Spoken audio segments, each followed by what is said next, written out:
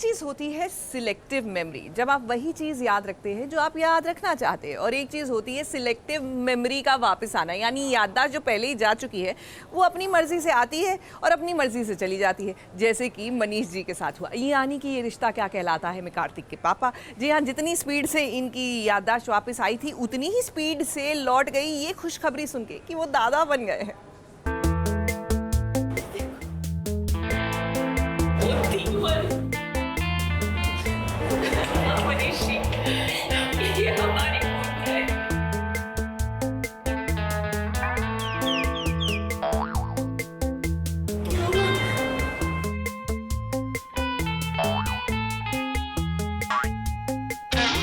लो भाई, ठीक हो गए कार्तिक के पापा, नायरा के ससुर जी।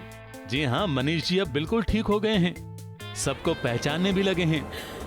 और ये देखकर घर वाले सारे एक एक करके इमोशनल भी हो रहे हैं। मगर ये क्या, एक ही पल में वो फिर से उसी मोड में चले गए, सिर पकड़कर बैठ गए। और डॉक्टर आए और पूछने लगे कि भाई तुम लोग ने ऐसा क्या बताया इन्हें कि होश में आते ही वो फिर ढेर हो गए। क्या कोई शॉकिंग न्यूज तो नहीं बताई? कोई कुछ समझ ही नहीं पाया। कुछ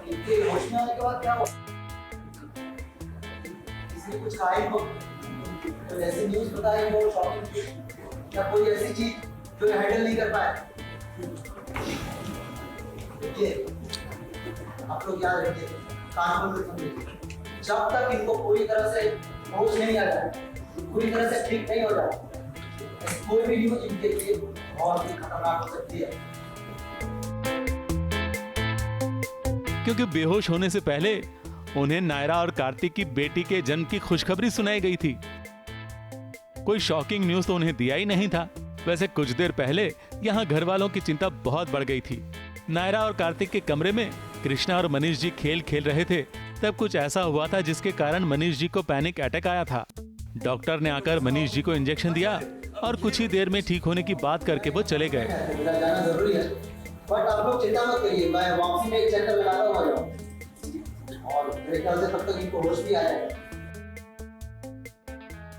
वहाँ कृष्णा ने आकर कहा कि शायद उससे कोई गलती हो गई है, तो कार्तिक की दादी ने आकर उसे खूब डांटा, यहाँ तक कि उसे तो घर से निकल जाने के लिए भी कह दिया। ये हमेशा का है तुम्हारा, एक शब्द नहीं सुनना हमें तुम्हारे मुंह से। चली जाओ यहाँ से, निकल जाओ।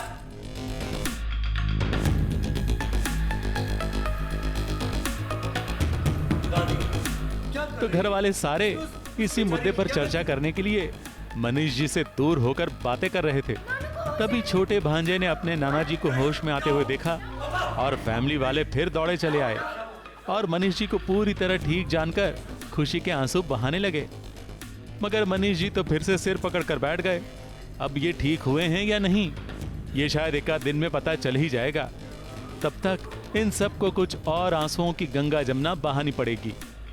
ABP news report.